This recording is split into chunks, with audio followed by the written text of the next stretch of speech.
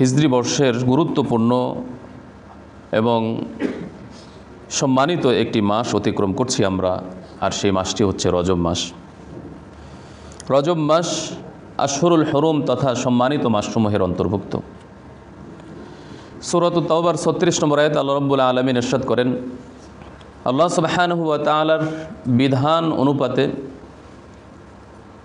মাসের গণনা হচ্ছে ১২টি। এর মধ্যে ৪টি মাস হচ্ছে সম্মানিত হারাম মাস। মিনহা আরবাআতুন হুরুম, ১২টি মাসের মধ্যে ৪টি হচ্ছে সম্মানিত মাস।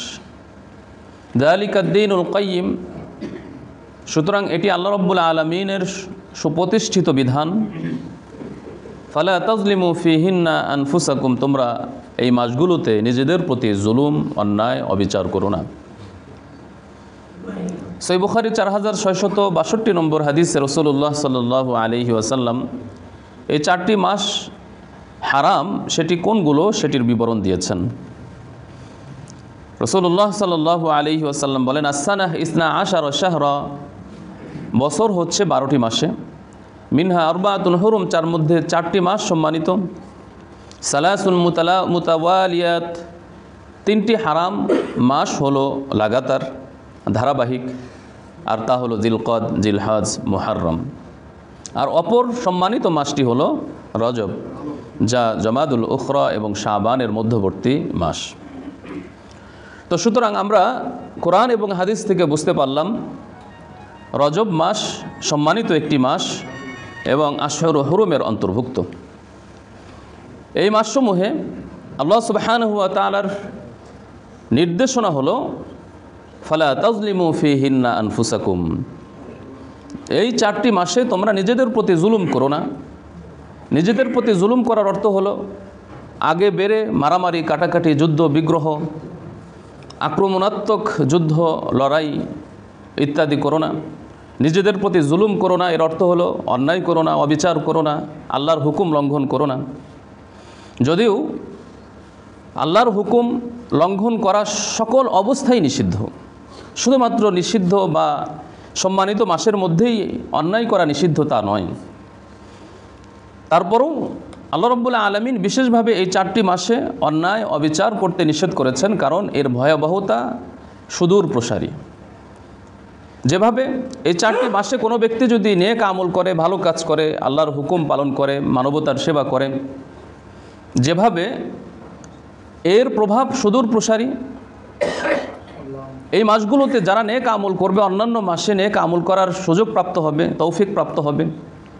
ঠিক তেমনিভাবে এই মাসগুলোতে অন্যায় করলে এর ভয়াবহতাও সুদূর প্রসারী, ফলে অন্যান্য মাসেও তার থেকে গুনাহ হওয়ার সম্ভাবনা বেশি থাকবে। এজন্য আল্লাহ রাব্বুল আলামিন বিশেষভাবে এই মাসে অন্যায়, সীমালঙ্ঘন, অবিচার, মারামারি, কাটাকাটি করতে নিষেধ করেছেন। ঠিক তেমনিভাবে এই মাসগুলোতে বেশি বেশি নেক আমল করার গুরুত্ব অনেক বেশি। তো সুতরাং রজব মাস সহ অন্যান্য হারাম মাস, সম্মানিত মাস এবং সকল অবস্থায় আল্লাহর হুকুম পালন করার জন্য সচেষ্ট হতে হবে। অন্যায়, অবিচার, সীমালঙ্ঘন, গুনাহ থেকে বেঁচে থাকার চেষ্টা করতে হবে। তবে রজব মাসে আমাদের সমাজে কিছু রসুম রেওয়াজ আছে যা কোরআন এবং সুন্নাহর দ্বারা প্রমাণিত নয়, কুসংস্কার। সে সকল কুসংস্কার থেকে বেঁচে থাকতে হবে। অনেকের মধ্যেই এই রেওয়াজ আছে যে নির্দিষ্ট কয়েক রাকাত নামাজ পড়তে হয়, রোজা রাখার ব্যাপারে অনেক কথা আছে। তো মোট কথা হলো এগুলি কোনো সুসাব্যস্ত কোনো বিষয় নয়। তবে যেহেতু নেক আমল করার ব্যাপারে উদ্বুদ্ধ করা হয়েছে, এজন্য ব্যাপকভাবে আমরা নফল নামাজ পড়ব, তাহাজ্জুদ পড়ব, দান সাদাকা করব, কোরআন তেলাওয়াত করব, মানবতার সেবা করব এবং সিয়াম পালন করব বেশি বেশি, ব্যাপকভাবে করার সুযোগ রয়েছে। যেহেতু কোরআন এবং হাদিসে গুনাহ ত্যাগ করা এবং নেক আমলের ব্যাপারে গুরুত্ব আরোপ করা হয়েছে, এজন্য আমরা ব্যাপক অর্থে ভালো কাজ করব, অন্যায় থেকে বিরত থাকব। রজব মাসের আরেকটি গুরুত্বপূর্ণ দিক হচ্ছে রজব মাস হলো রমাদানুল মুবারকের আগমনী মাসের অন্তর্ভুক্ত এবং প্রস্তুতির মাসসমূহের অন্তর্ভুক্ত। রাসূলুল্লাহ সাল্লাল্লাহু আলাইহি ওয়াসাল্লাম রজব মাস শুরু হওয়ার সাথে সাথেই রমাদানুল মুবারকের জন্য প্রস্তুতি গ্রহণ করতেন। আল্লাহ রাব্বুল আলামিনের কাছে দোয়া করতে থাকতেন যেন রমাদানুল মুবারক পাওয়া যায় এবং বেশি বেশি নেক আমল করে আল্লাহর সান্নিধ্য এবং নৈকট্যতা অর্জন করা যায়। এজন্য তিনি 2 মাস আগ থেকেই রমজানের প্রস্তুতি শুরু করে দিতেন, আর তার এই প্রস্তুতি শুরু হতো রজব মাস থেকেই। হাদিসে এসেছে রাসূলুল্লাহ সাল্লাল্লাহু আলাইহি ওয়াসাল্লাম এই দোয়াটি বেশি বেশি পাঠ করতেন, আল্লাহুম্মা বারিক লানা ফি রজব ওয়া শাবান ওয়া বাল্লিগনা রমাদান। হে আল্লাহ, আপনি রজব এবং শাবান মাসে বরকত দান করুন, স্বাস্থ্যের মধ্যে, অর্থনৈতিকভাবে, ইবাদতের মধ্যে, মন মানসিকতার মধ্যে, প্রশান্তির মধ্যে বরকত দান করুন, যেন আমরা প্রস্তুতি নিতে পারি, রমজানে বেশি বেশি নেক আমল করতে পারি। ওয়া বাল্লিগনা রমাদান, এবং রমজান পর্যন্ত আমাদেরকে পৌঁছিয়ে দিন, যেন আমরা এর সুফল ভোগ করতে পারি, রমাদানে ইবাদত বন্দেগী করার মাধ্যমে আপনার সান্নিধ্য অর্জন করতে পারি। সম্মানিত মুসল্লিবৃন্দ, রজব মাস আমাদের সমাজে আরেকটি কারণে অত্যন্ত তাৎপর্যময় এবং গুরুত্বপূর্ণ হয়ে উঠেছে, আর তা হলো মেয়ারাজের ঘটনা সংঘটিত হওয়ার কারণে। প্রকৃত অর্থে শবে মেয়ারাজ বা মেয়ারাজ কবে সংঘটিত হয়েছে এই ব্যাপারে সুস্পষ্টভাবে কোরআনে এবং সহিহ কোনো হাদিসে এর তারিখ উল্লেখ নাই। তবে সাহাবীদের থেকে, ঐতিহাসিকদের থেকে বিভিন্ন তারিখের কথা বর্ণনা আছে। এর মধ্যে ঐতিহাসিক এবং বেশি প্রসিদ্ধ তারিখ হচ্ছে 27 তারিখ দিবাগত রাত, অর্থাৎ 26 তারিখ দিবাগত রাত 27শে রজব। 27শে রজব এটি হলো বেশি প্রসিদ্ধ একটি বর্ণনা, যদিও বিভিন্ন বক্তব্য আছে এ ব্যাপারে। সম্মানিত মুসল্লিবৃন্দ, মেয়ারাজ জনাবে মুহাম্মদুর রাসূলুল্লাহ সাল্লাল্লাহু আলাইহি ওয়াসাল্লামের গুরুত্বপূর্ণ, ঐতিহাসিক, আশ্চর্যজনক একটি মুজিজা। রাসূলুল্লাহ সাল্লাল্লাহু আলাইহি ওয়াসাল্লাম নবুয়তের 10ম হিজরিতে বিভিন্ন বিপদের সম্মুখীন হন। আল্লাহ রাব্বুল আলামিনের পক্ষ থেকে বিভিন্ন পরীক্ষা তার সামনে এসে যায়। সবচেয়ে বড় যে পরীক্ষা তার সামনে এসেছিল তা হলো দুটি। এক, চাচা আবু তালেবের ইন্তেকাল। যদিও চাচা আবু তালেব তিনি মুসলিম ছিলেন না, কিন্তু রাসূলুল্লাহ সাল্লাল্লাহু আলাইহি ওয়াসাল্লামের চাচা হওয়ার কারণে তার মাধ্যমে তিনি ইসলামের প্রচার প্রসার করতে পেরেছিলেন। তার চাচা প্রকৃত অর্থে তার জন্য বটগাছ ছিল, তার ছায়াতলে তিনি ইসলামের প্রচার প্রসার করতে পেরেছেন, এবং তার বর্তমানে কোনো কাফের মুশরিক এবং নেতৃস্থানীয় কোনো ব্যক্তি রাসূলুল্লাহ সাল্লাল্লাহু আলাইহি ওয়াসাল্লামের মিশনকে প্রতিহত করার জন্য সামনে অগ্রসর হতে পারে নাই। কিন্তু 10ম হিজরিতে যখন চাচা আবু তালেব ইন্তেকাল করলেন, তখন রাসূলুল্লাহ সাল্লাল্লাহু আলাইহি ওয়াসাল্লাম কাফেরদের পক্ষ থেকে বিভিন্ন বাধার সম্মুখীন হতে লাগলেন। কাফেরদের জুলুম নির্যাতনের মাত্রা বেড়ে গেল, তিনি মানসিকভাবে বিধ্বস্ত হতে লাগলেন। আরেকটি ঘটনা ঘটল, দ্বিতীয় যে ঘটনা সেটি হলো তার প্রিয়তমা স্ত্রী খাদিজাতুল কুবরা রাদিয়াল্লাহু তাআলা আনহার ইন্তেকাল। যিনি ছিলেন অর্ধাঙ্গিনী, তার স্ত্রী সর্বপ্রথম তার প্রতি ঈমান আনয়নকারিণী, এবং তার সহযোগিতায়, তার আর্থিক সহযোগিতায়, মানসিক সাপোর্টের মাধ্যমে রাসূলুল্লাহ সাল্লাল্লাহু আলাইহি ওয়াসাল্লাম ইসলামের প্রচার প্রসার করতে পেরেছিলেন। যার কারণে রাসূলুল্লাহ সাল্লাল্লাহু আলাইহি ওয়াসাল্লামের কাছে তার স্ত্রী খাদিজাতুল কুবরা রাদিয়াল্লাহু তাআলা আনহাও গুরুত্বপূর্ণ একজন ব্যক্তিত্ব ছিলেন। তার এই পৃথিবী ছেড়ে চলে যাওয়ার কারণে তিনিও বিধ্বস্ত হয়ে গেলেন। আর এর মাত্রা আরও চরম আকার ধারণ করলো যখন কাফের মুশরিকদের থেকে জুলুম, নির্যাতন, অত্যাচারের মাত্রা বেড়ে যেতে লাগলো। রাসূলুল্লাহ সাল্লাল্লাহু আলাইহি ওয়াসাল্লাম দ্বীনের প্রচার প্রসারের জন্য একটি নিরাপদ আশ্রয় খুঁজছিলেন। এমন কোনো জায়গা পাওয়া যায় কিনা, এমন কোনো অঞ্চল পাওয়া যায় কিনা যেখান থেকে নিরাপদে ইসলামের দাওয়াত দেওয়া যায়। তিনি খোঁজ করতে করতে তায়েফ নগরীতে গমন করলেন, এবং সেখানে গিয়ে সেখানকার নেতৃস্থানীয় ব্যক্তিদের কাছে নিজেকে ন্যস্ত করে বললেন, আমাকে আশ্রয় দাও, আমি এক আল্লাহর দ্বীনের দাওয়াতের প্রচার প্রসার করব। তারা রাসূলুল্লাহ সাল্লাল্লাহু আলাইহি ওয়াসাল্লামের সেই আহ্বান প্রত্যাখ্যান করে, উপরন্তু তার প্রতি জুলুম নির্যাতন করার জন্য দুষ্ট ছেলেদেরকে লেলিয়ে দেয়, এবং সেই সকল ছেলেরা রাসূলুল্লাহ সাল্লাল্লাহু আলাইহি ওয়াসাল্লামকে পাথরের আঘাতে রক্তে রঞ্জিত করে ফেলে। রাসূলুল্লাহ সাল্লাল্লাহু আলাইহি ওয়াসাল্লাম দুঃখ ভারাক্রান্ত হৃদয়ে তিনি মক্কাতে আবার ফেরত আসলেন। কাফের মুশরিকদের জুলুম নির্যাতনের মাত্রা আরও বাড়তে লাগলো। রাসূলুল্লাহ সাল্লাল্লাহু আলাইহি ওয়াসাল্লামের চলাচলের রাস্তা সংকীর্ণ হয়ে গেল, মানুষের সাথে সাক্ষাৎ করতে তিনি পারছিলেন না। এই দুনিয়ার জমিন যখন রাসূলুল্লাহ সাল্লাল্লাহু আলাইহি ওয়াসাল্লামের জন্য সংকীর্ণ হয়ে গেল, তখন আল্লাহ রাব্বুল আলামিন রাসূলুল্লাহ সাল্লাল্লাহু আলাইহি ওয়াসাল্লামের জন্য আসমানকে প্রশস্ত করে দিলেন। রাসূলুল্লাহ সাল্লাল্লাহু আলাইহি ওয়াসাল্লামকে সান্ত্বনা দেওয়ার জন্য, মানসিকভাবে তাকে চাঙ্গা করার জন্য, দিন প্রচার প্রসারে তার মনোবল যেন বৃদ্ধি পায়, এজন্য তিনি রাসূলুল্লাহ সাল্লাল্লাহু আলাইহি ওয়াসাল্লামকে নিজের সান্নিধ্যে নিয়ে যাওয়ার মনস্থ করলেন এবং ইসরা এবং মেরাজের ঘটনা সংঘটিত করার মনস্থির করলেন। এভাবে আল্লাহ রাব্বুল আলামিন জনাবে মুহাম্মদুর রাসূলুল্লাহ সাল্লাল্লাহু আলাইহি ওয়াসাল্লামকে অত্যন্ত সম্মানজনক একটি মুজিজা প্রদান করলেন, আর তা হলো মেরাজ। মেরাজের দুটি পার্ট, দুটি অংশ, একটি হলো ইসরা, অপরটি হলো মেরাজ। ইসরা এবং মেরাজ যদিও দুটি পার্ট, কিন্তু সাধারণভাবে দুই অংশের সমন্বয়কে মিলিয়েই মেরাজ বলা হয়। যদিও মেরাজের প্রথম অংশকে বলা হয় ইসরা, যার শাব্দিক অর্থ হলো নৈশ ভ্রমণ, রাত্রিকালীন পরিভ্রমণ। অর্থাৎ আল্লাহ রাব্বুল আলামিন জনাবে মুহাম্মদুর রাসূলুল্লাহ সাল্লাল্লাহু আলাইহি ওয়াসাল্লামকে মক্কা থেকে বাইতুল মুকাদ্দাস পর্যন্ত রাত্রিকালীন পরিভ্রমণ করান, এই অংশকে বলা হয় ইসরা। এরপর সেখান থেকে 7 আসমান, সিদরাতুল মুনতাহা, জান্নাত, জাহান্নাম পরিদর্শন এবং আল্লাহ রাব্বুল আলামিন জনাবে মুহাম্মদুর রাসূলুল্লাহ সাল্লাল্লাহু আলাইহি ওয়াসাল্লামকে নিজ সান্নিধ্যে ডেকে নিয়ে যান এবং ঊর্ধ্বগমন করান, এই অংশকে বলা হয় মেরাজ। মেরাজ শব্দের শাব্দিক অর্থ হলো ঊর্ধ্বগমনের সিঁড়ি বা বাহন বা মাধ্যম বা ঊর্ধ্বগমন। এই দুই অংশকে মিলিয়েই মূলত মেরাজ বলা হয়। মেরাজের ঘটনা যেহেতু ছিল আশ্চর্যজনক ঘটনা, অতি অল্প সময়ে দীর্ঘ পথ সফর করিয়ে শুধু এই পৃথিবীর জমিন পরিভ্রমণই করানো হয় নাই, বরং ঊর্ধ্ব আকাশ পরিভ্রমণ করানো হয়েছে, একে একে 7 আসমান, সিদরাতুল মুনতাহা, যা ছিল একটি রাত্রের একটি অংশের মধ্যে। এটি অবশ্যই আশ্চর্যজনক একটি অলৌকিক মুজিজা, একটি সাধারণ চিরাচরিত রীতিনীতি বহির্ভূত একটি ঘটনা।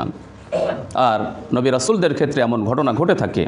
আল্লাহ রাব্বুল আলামিন কখনো কখনো এরকম অলৌকিক ঘটনা প্রদর্শন করান, যার দ্বারা এটি প্রমাণিত হয় যে তিনি আল্লাহর নবী এবং রসুল।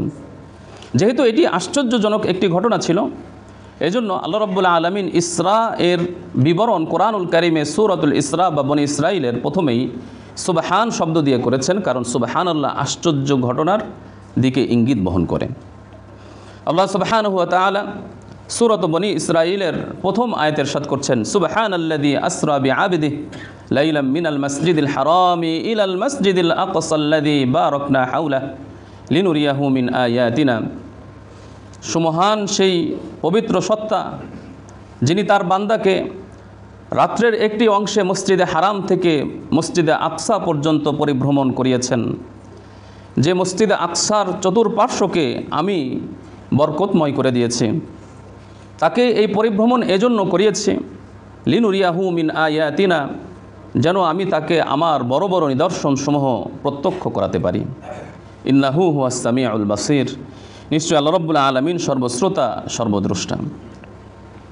আল্লাহ রাব্বুল আলামিন কোরআনুল কারীমের সূরা বনী ইসরাঈলের প্রথম আয়াতে ইসরা সম্পর্কে আলোচনা করেছেন, আর সূরা নাজমের 12 থেকে 18 নম্বর আয়াতে মেরাজ সম্পর্কে আলোচনা করেছেন। অর্থাৎ রাসূলুল্লাহ সাল্লাল্লাহু আলাইহি ওয়াসাল্লাম সশরীরে জাগ্রত অবস্থায় ঊর্ধ্ব আকাশে গমন করেছেন, সিদরাতুল মুনতাহা পরিদর্শন করেছেন। সেখানে জিবরাইল আলাইহিস সালাতু ওয়াস সালামকে স্বচক্ষে তার আসল আকৃতিতে প্রত্যক্ষ করেছেন এবং জান্নাত জাহান্নাম সহ বিভিন্ন নিদর্শনাবলী দেখেছেন। এই বিবরণ সূরাতুন নাজমের 12 থেকে 18 নম্বর আয়াতে ইরশাদ করে আল্লাহ তাআলা বলেন, আফাতুমারুনাহু আলা মা ইয়ারা, তোমরা কি তার সাথে বিতর্ক করছো এই বিষয়ে যে তিনি যা দেখেছেন সেটি অসম্ভব বা মিথ্যা? এই বিষয়ে তোমরা বিতর্ক করছো? এই বিষয়ে বিতর্ক করা উচিত নয়। ওয়ালাকাদ রাআহু নাজলাতান উখরা, তিনি জিবরাইলকে দ্বিতীয়বার আসল আকৃতিতে দেখেছেন ইনদা সিদরাতিল মুনতাহা, সিদরাতুল মুনতাহাতে। সিদরাতুল মুনতাহা হলো সৃষ্টির সর্বশেষ জায়গা। এটি একটি বিশেষ স্থান যেখানে কুল বৃক্ষ অবস্থিত, যার কারণে সেই এলাকার নামকরণ করা হয়েছে সিদরাতুল মুনতাহা। যেটি সপ্তম আকাশের উপরে আরশে আজিমের কাছাকাছি। আল্লাহ রাব্বুল আলামিন বলছেন যে তিনি তাকে সিদরাতুল মুনতাহাতে দ্বিতীয়বার আসল আকৃতিতে দেখেছেন। ইনদাহা জান্নাতুল মাওয়া, এবং সিদরাতুল মুনতাহার পাশেই জান্নাতুল মাওয়া অবস্থিত। ইদ ইয়াগশা সিদরাতা মা ইয়াগশা, তিনি প্রত্যক্ষ করেছেন যে কুল বৃক্ষ কিছু একটি বস্তু দিয়ে ঢেকে যাচ্ছে, কিন্তু কি দিয়ে ঢেকে যাচ্ছে কোরআনুল কারিমে এটির বিবরণ দেওয়া হয় নাই। সম্ভবত স্বর্ণের প্রজাপতি বা আরও অনেক কিছু হতে পারে, বিভিন্ন বর্ণনায় বিভিন্ন কথা এসেছে। আল্লাহ রাব্বুল আলামিন নবী করিম সাল্লাল্লাহু আলাইহি ওয়াসাল্লামকে সার্টিফিকেট দিচ্ছেন যে তিনি যা দেখেছেন সত্য দেখেছেন। মা যাগাল বাসর, মা যাগাল বাসর, তার দৃষ্টি বিভ্রম হয় নাই, তার দৃষ্টি ধোঁকাগ্রস্ত হয় নাই, তিনি যা দেখেছেন সঠিক দেখেছেন। ওয়ামা তগা, এবং তিনি সীমালঙ্ঘনও করেন নাই, অথবা তার দৃষ্টি সীমালঙ্ঘনও করে নাই। এর অর্থ হলো আল্লাহ রাব্বুল আলামিন তার দৃষ্টিকে যতটুকু দেখার জন্য সীমা নির্ধারণ করে দিয়েছিলেন তিনি ততটুকুই দেখতে পেরেছেন, এ থেকে অতিরিক্ত কোনো কিছু দেখেন নাই, সীমা ছাড়া সীমা অতিক্রম করে কোনো কিছু তিনি প্রত্যক্ষ করেন নাই। লাকাদ রাআ মিন আয়াতি রাব্বিহিল কুবরা, এবং তিনি মেরাজের রজনীতে আল্লাহ রাব্বুল আলামিনের বড় বড় নিদর্শনসমূহ প্রত্যক্ষ করেছেন। অর্থাৎ যা হাদিসে এসেছে, জান্নাত পরিভ্রমণ করেছেন, জাহান্নাম পরিভ্রমণ করেছেন, জান্নাতের বিভিন্ন অবস্থা দেখেছেন এবং জাহান্নামীদের বিভিন্ন শাস্তি প্রত্যক্ষ করেছেন। এর বিস্তারিত বিবরণ হাদিসে নববীতে এসেছে। সম্মানিত মুসল্লিবৃন্দ, সুতরাং কোরআন দ্বারা ইসরা এবং মেয়ারাজ প্রমাণিত, আর হাদিসে তো এর বহু বিবরণ এসেছে। অবিচ্ছিন্ন সূত্র পরম্পরায় এই ইসরা এবং মেয়ারাজের ঘটনা হাদিসের মাধ্যমে এসেছে। সুতরাং এই ইসরা এবং মেয়ারাজকে অস্বীকার করার কোনোই সুযোগ নাই। মুমিন মাত্রই ইসরা এবং মেয়ারাজকে বিশ্বাস করতে হবে, ঈমানের অবিচ্ছেদ্য অংশ হিসেবে বিশ্বাস করতে হবে। সম্মানিত মুসল্লিবৃন্দ, রাসূলুল্লাহ সাল্লাল্লাহু আলাইহি ওয়াসাল্লাম মক্কা নগরীতে কাবার উত্তর পার্শ্বে হাতিমে শুয়েছিলেন। এমত অবস্থায় জিবরাইল আলাইহিস সালাতু ওয়াসসালাম কয়েকজন ফেরেশতা নিয়ে আগমন করেন এবং তাকে জানান যে আপনাকে ইসরাতে যেতে হবে, অর্থাৎ মেয়ারাজে ভ্রমণ শুরু করতে হবে। এবং তার বক্ষ বিদারণ করা হয়, বক্ষের উপরের অংশ থেকে পেট পর্যন্ত বিদীর্ণ করা হয় এবং বুকের ভিতর থেকে হৃৎপিণ্ড বের করা হয়, জমজমের পানি দ্বারা ধৌত করে ঈমান, হিকমত এবং প্রজ্ঞা দিয়ে তার বক্ষকে আবার মিলিয়ে দেওয়া হয়। রাসূলুল্লাহ সাল্লাল্লাহু আলাইহি ওয়াসাল্লামের কাছে আলোর গতি সম্পন্ন একটি বাহন বোরাক উপস্থাপন করা হয় এবং সেই বোরাকে চড়ে নবী করিম সাল্লাল্লাহু আলাইহি ওয়াসাল্লাম বাইতুল মুকদ্দাসে ভ্রমণ শুরু করেন এবং সেখানে চলে যান। পূর্ব থেকেই আল্লাহ রাব্বুল আলামিনের নির্দেশক্রমে সমস্ত নবী রাসূলদেরকে একত্রিত করা হয়। বাইতুল মুকদ্দাসে সমস্ত নবী রাসূলগণ একত্রিত হন।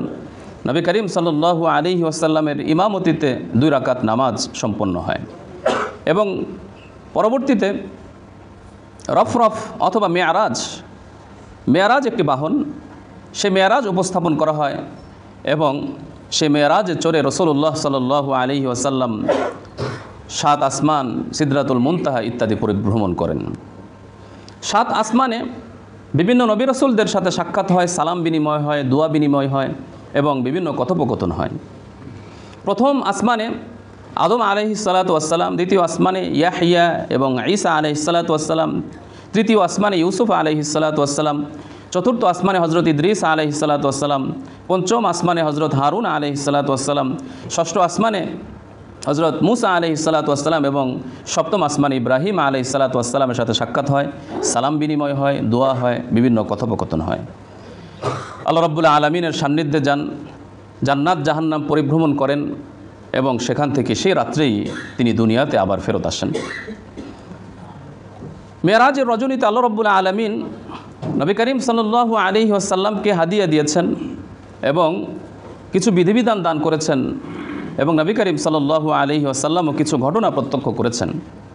সংক্ষিপ্তভাবে এর বিবরণ কঠিন, তারপরও একটি হাদিস আপনাদের সামনে আমি উল্লেখ করছি। সহিহ মুসলিমের 320 নম্বর হাদিস। হযরত আব্দুল্লাহ ইবনে মাসউদ রাদিয়াল্লাহু তাআলা আনহু বলেন যে নবী করিম সাল্লাল্লাহু আলাইহি ওয়াসাল্লামকে মেরাজের রজনীতে 3টি হাদিয়া দেওয়া হয়েছিল। ফাউতিয়া রাসূলুল্লাহ সাল্লাল্লাহু আলাইহি ওয়াসাল্লাম সালাসা, নবী করিম সাল্লাল্লাহু আলাইহি ওয়াসাল্লামকে 3টি বিষয় দেওয়া হয়েছে। উতিয়াস সালাওয়াতিল খামস, নবী করিম সাল্লাল্লাহু আলাইহি ওয়াসাল্লামকে আল্লাহ রাব্বুল আলামিন 5 ওয়াক্ত নামাজের হাদিয়া দিয়েছেন। 5 ওয়াক্ত নামাজ এত গুরুত্বপূর্ণ একটি বিধান যা বোঝার জন্য মেরাজের এই ঘটনাই আমাদের জন্য যথেষ্ট যে আল্লাহ রাব্বুল আলামিন আমাদেরকে যত বিধিবিধান দান করেছেন এই দুনিয়ার বুকে দান করেছেন, জিবরাইল আলাইহিস সালাতু ওয়াস সালামের মাধ্যমে, বিভিন্ন ওহীর মাধ্যমে দান করেছেন। কিন্তু একমাত্র ইবাদত সালাত, নামাজ আল্লাহ রাব্বুল আলামিন দুনিয়াতে দান করেন নাই। এই বিধান দেওয়ার জন্য স্বয়ং রাসূলুল্লাহ সাল্লাল্লাহু আলাইহি ওয়াসাল্লামকে নিজের সান্নিধ্যে ডেকে নিয়ে এই বিধান দান করেছেন। বোঝা যায় যে সালাত কত গুরুত্বপূর্ণ একটি কাজ, আর এই সালাতের ব্যাপারে অবহেলা করা কখনোই সমীচীন নয়। মুমিন মাত্রই সালাত কায়েম করবে। আল্লাহ রাব্বুল আলামিনের প্রথম যে বিধান ছিল সেটি হলো 5 ওয়াক্ত নামাজ। আর এই 5 ওয়াক্ত নামাজ যদি কারো ঠিক হয়ে যায় তাহলে সে পরকালে সফলকাম হয়ে যাবে। সূরাতুল মুমিনুনের প্রথম এবং দ্বিতীয় আয়াতে আল্লাহ রাব্বুল আলামিন ইরশাদ করছেন, কদ আফলাহাল মুমিনুন, সফলকাম হয়েছে ওই সকল মুমিনরা, আল্লাযীনা ফি সালাতিহিম খাশিউন, যারা নিজেদের নামাজে বিনয়ী, অর্থাৎ যারা বিনয়ের সাথে, একাগ্রতার সাথে, নিষ্ঠার সাথে সালাত কায়েম করে তারাই সফলকাম হয়ে গিয়েছেন। সুতরাং সালাতের ব্যাপারে আমাদের গুরুত্ব আরোপ করতে হবে, আমাদের গুরুত্ব দিতে হবে। সালাত ত্যাগ করা কখনোই মুমিনদের জন্য হারাম, জায়েজ নাই, হারাম। হাদিসে এসেছে, তিরমিজির 413 নম্বর হাদিস, রাসূলুল্লাহ সাল্লাল্লাহু আলাইহি ওয়াসাল্লাম বলেন, কিয়ামতের ময়দানে সর্বপ্রথম যে বিষয়টির হিসাব নেওয়া হবে সেটি হলো সালাত। আউয়ালু মা ইউহাসাবু বিহিল আবদু ইয়াউমাল কিয়ামাহ মিন আমালিহি সালাতুহ, সর্বপ্রথম সালাতের হিসাব নেওয়া হবে। ফাইন সলহাত, সুতরাং কোনো ব্যক্তির সালাত যদি ঠিক হয়ে যায়, ফাকাদ আফলাহা ওয়া আনজাহ, তাহলে সে সফল হবে, সে উত্তীর্ণ হবে। ফাইন ফাসাদাত, আর যদি সালাতের মধ্যে ত্রুটি থাকে, বিচ্যুতি থাকে, অনিয়মিত নামাজ আদায়কারী হয়, ফাকাদ খাবা ওয়া খাসির, তাহলে সে ক্ষতিগ্রস্ত হবে, সে আল্লাহর কাছে ধরা খেয়ে যাবে। তো প্রথম হাদিয়া ছিল সালাত। দ্বিতীয় হাদিয়া হচ্ছে ওয়া খাওয়াতিমা সূরাতুল বাকারা, সূরাতুল বাকারার শেষ 2টি আয়াত। কোরআনুল কারীমের যত আয়াত নাজিল করেছেন আল্লাহ রাব্বুল আলামিন দুনিয়ার বুকে নাজিল হয়েছে, কিন্তু সূরা বাকারার শেষ 2টি আয়াত ঊর্ধ্ব জগতে নাজিল হয়েছে যখন নবী করিম সাল্লাল্লাহু আলাইহি ওয়াসাল্লাম মেরাজে ছিলেন। সুতরাং সূরা বাকারার শেষ 2টি আয়াত অত্যন্ত গুরুত্বপূর্ণ আয়াত। সহিহ বুখারীর 4008 নম্বর হাদিসে রাসূলুল্লাহ সাল্লাল্লাহু আলাইহি ওয়াসাল্লাম বলেন, আল আয়াতান মিন আখিরি সূরাতিল বাকারাহ, সূরা বাকারার শেষ 2টি আয়াত, মান ক্বারাআহুমা ফি লাইলাহ, যে ব্যক্তি রাত্রিবেলায় পাঠ করবে, কাফাতাহু, তাহলে এই 2টি আয়াত তার সমস্ত বিপদ আপদ, অসুবিধা, তার বিভিন্ন সমস্যার জন্য যথেষ্ট হয়ে যাবে। তো সুতরাং এই 2টি আয়াতের আমল করব, এই 2টি আয়াতের যে শিক্ষা সেটি আমরা ধারণ করব সমাজে এবং নিজেদের জীবনে বাস্তবায়ন করব। তৃতীয় যেই হাদিয়া ছিল, আল্লাহ রাব্বুল আলামিন ইরশাদ করছেন, ওয়াগফির লিমান লাম ইউশরিক বিল্লাহি মিন উম্মতিহি শাইআন আল মুকহিমাত, আল্লাহ রাব্বুল আলামিনের ঘোষণা, উম্মতে মুহাম্মাদের মধ্যে যারা আল্লাহর সাথে শিরক করবে না, তাদের যদিও কবিরা গুনাহ থাকবে কিন্তু আল্লাহ রাব্বুল আলামিন তাদেরকে ক্ষমা করে দিবেন। কিন্তু যদি শিরক থাকে, কুফর থাকে, আল্লাহ তাআলা কখনোই ক্ষমা করবেন না। এর শাস্তি অনন্ত অসীমকাল জাহান্নামে আগুনে প্রজ্বলিত হওয়া। কিন্তু কোনো ব্যক্তি যদি ঈমানদার হয় কিন্তু কোনো কারণে সে গুনাহ করেছে, কবিরা গুনাহ করেছে, অন্যায় করেছে, হয়তো আল্লাহ রাব্বুল আলামিন শাস্তি না দিয়েও ক্ষমা করতে পারেন, অথবা শাস্তি দেওয়ার পর ক্ষমা হবে, অর্থাৎ চিরকাল সে জাহান্নামী হবে না, আল্লাহ তাআলার পক্ষ থেকে তার জন্য ক্ষমা আছে। কিন্তু শিরক করলে ক্ষমা নাই। এই 3টি হাদিয়া আল্লাহ রাব্বুল আলামিন নবী করিম সাল্লাল্লাহু আলাইহি ওয়াসাল্লামকে মেরাজের রজনীতে প্রদান করেছেন। এছাড়া আরও অনেক ছোট ছোট অনেক ঘটনা ঘটেছে। যেমন তিরমিজির 2052 নম্বর হাদিসে রাসূলুল্লাহ সাল্লাল্লাহু আলাইহি ওয়াসাল্লামের একটি বর্ণনা এসেছে, তিনি যে সকল ফেরেশতাদের পাশ দিয়ে মেরাজের রজনীতে অতিক্রম করেছেন, ফেরেশতারা এই কথা বলেছে, ইয়া মুহাম্মদ মুর উম্মাতাকা বিল হিজামা, হে মুহাম্মদ তুমি তোমার উম্মতকে হিজামা গ্রহণ করার নির্দেশ দাও।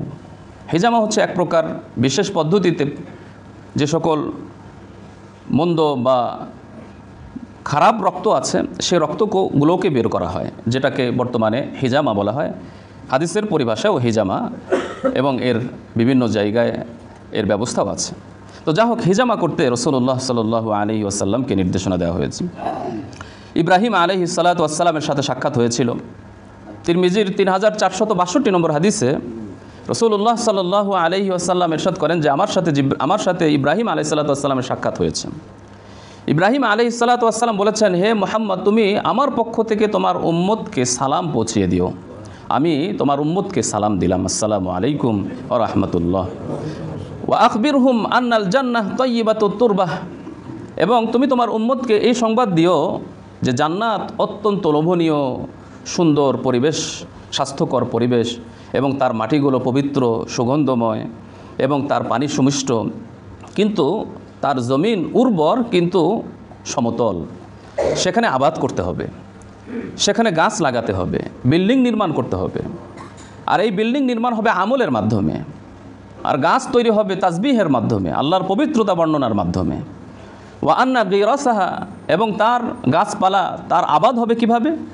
সুবহানাল্লাহ ওয়ালহামদুলিল্লাহ লা ইলাহা ইল্লাল্লাহু আল্লাহু আকবার, এই শব্দগুলো তোমার উম্মতকে পাঠ করতে বলো, তাহলে জান্নাত আবাদ হবে।